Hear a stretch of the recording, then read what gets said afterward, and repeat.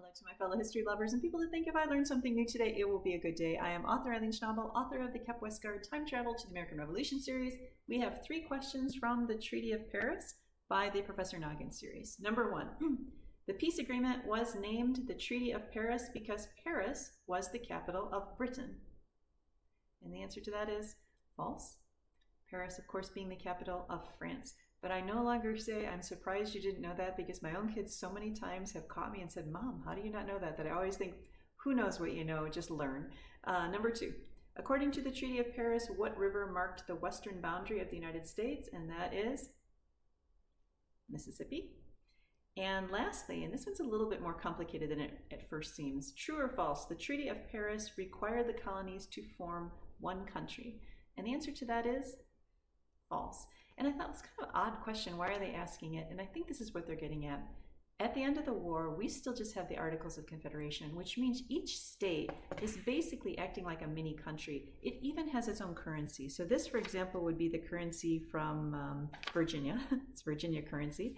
This would be, I think, South Carolina currency. So each state has its own laws, its own currency, and it isn't until 1787 that we do the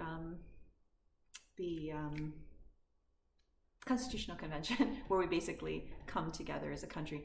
But this is a big thing.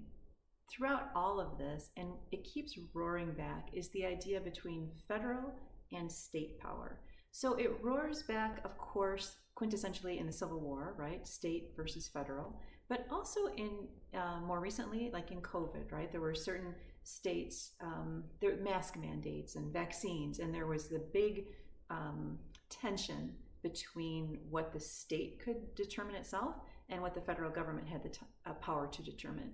And then, of course, quite recently, when President Trump sends in troops to states, the National Guard, again, a huge constitutional question, like how much power is the federal government have versus the state?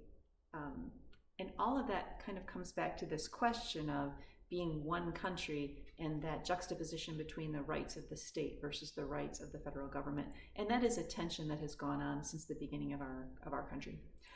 Well, I hope you did well. I will see you tomorrow, and wishing you a good day.